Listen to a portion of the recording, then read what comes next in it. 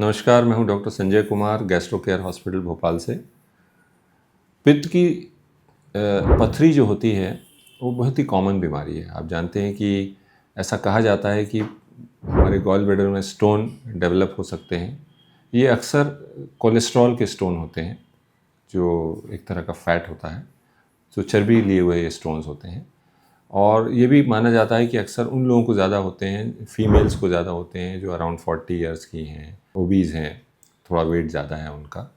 तो ऐसी फीमेल्स में ये ज़्यादा होता है।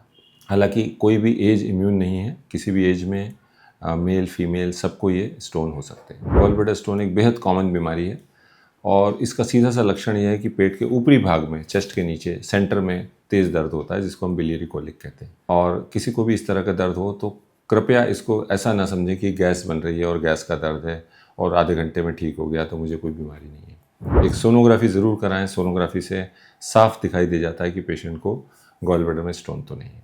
तो अब हम आज बात कर रहे हैं यहाँ पर गॉल ब्लैडर स्टोन, वो जो नली में आ जाता है। स्टोन बनते गॉल ब्लैडर में है और अगर ये वहाँ से निकल के पित्त के बहाव के साथ पित्त की नली में आ जाते हैं तो कभी कभी वहाँ फंस जाते हैं।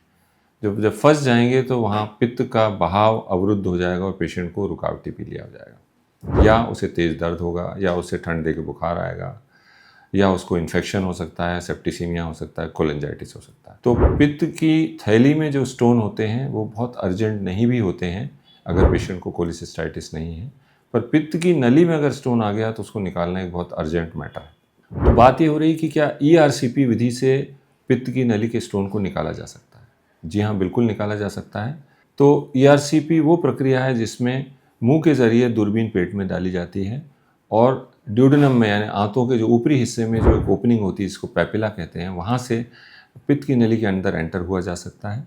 और पित्त की नली में क्या है, क्या बीमारी है, साफ दिखाई दी जाती है।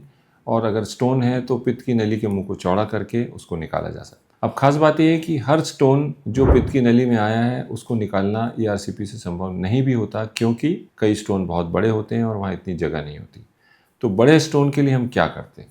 तो बड़ा स्टोन अगर पित्त की नली में आ जाता है तो उसके लिए एक तरीका है जिसको हम कहते हैं स्फिंक्ट्रोप्लास्टी, जो हमने पित्त की नली का मुंह चौड़ा करते हैं हम काट के, उसको और चौड़ा किया जा सकता है अगर वहाँ पर एक लार्ज बलून डाल दिया जाए, तो उसके बाद स्टोन को निकालना सुगम हो जाता है। लेकिन इसके बावजूद भी लगभग 15 mm से बड़े स्टोन नहीं निकाले जा सकते। इतना बड़ा स्टोन है और नहीं निकल सकता है तो क्यों ना ऑपरेशन करके निकलवा लिया जाए। तो पित्त की नली का ऑपरेशन उतना आसान नहीं होता, इसकी सिचुएशन थोड़ी सी जटिल होती है, पीछे की तरफ होती है, और पित्त की नली को खोल के काट के स्टोन निकाल के दोबारा सिलने में बहुत सारे कॉम्प्लिकेशन होने का रिस्क रहता है और पेशेंट को हॉस्पिटल स्टे भी ज़्यादा हो जाता है। तो प्रेफर्ड मेथड ये है कि अगर पित्त की नली में स्टोन है तो ERCP से निकाला जाए। तो जैसे मैंने कहा, अगर छोटे स्टोन हैं तो ERCP, स्फिंक्ट्रोटॉमी, स्फिंक्ट्रोप्लास्टी करके निकल आएंगे, पर अगर बहुत बड़े स्टोन हैं तो उनमें लेज़र का इस्तेमाल करना ज़रूरी होता है। तो लेज़र के लिए जो तकनीक है वो एक तरह का मदर बेबी एंडोस्कोपी होती है, जिसको हम कोलेंजियोस्कोपी कहते हैं। यानी वही ERCP के एंडोस्कोप के ज़रिए एक छोटा सा एंडोस्कोप और चला जाता है, जिसको स्पाई कोलेंजियोस्कोप कहते हैं। ये पित्त की नली के अंदर चला जाता है और वहाँ का दृश्य हमें साफ दिखाई देता है। हमें दिख जाता है कि स्टोन है जिसने रास्ता अवरुद्ध किया हुआ है, ये स्टोन बड़ा है। तो अब इसी स्पाई कोलेंजियोस्कोप के ज़रिए हम एक लेज़र का फाइबर अंडल डालते हैं और उससे जो करंट देते हैं तो उससे स्टोन टुकड़े टुकड़े हो जाता है। तो जब स्टोन टुकड़े टुकड़े हो जाता है तो वो छोटे टुकड़े हम इसी रास्ते से निकाल सकते हैं। तो इसको हम स्पाई कोलेंजियोस्कोपी विद लिथोट्रिप्सी कहते हैं, लेज़र लिथोट्रिप्सी।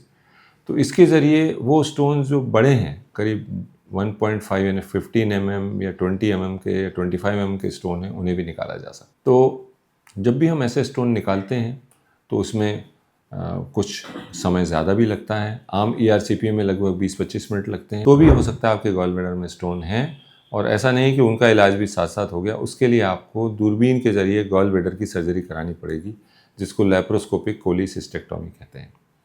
तो तब जाके आपका काम कंप्लीट होगा। तो आपने देखा कि कैसे बड़े बड़े स्टोन्स जो पित्त की नली में फंस गए उनको भी बिना ऑपरेशन के ERCP के ज़रिए निकाला जा सकता है। ये एक अत्याधुनिक विधि है और इससे तमाम हज़ारों लाखों पेशेंट्स का फ़ायदा हुआ है। तो पित्त की नली के स्टोन में ERCP कारगर पद्धति है। ये जानकारी आपको पसंद आई हो तो हमारे चैनल को लाइक और सब्सक्राइब करें, और आपका कोई भी सवाल हो तो कमेंट बॉक्स में डालें। नमस्कार।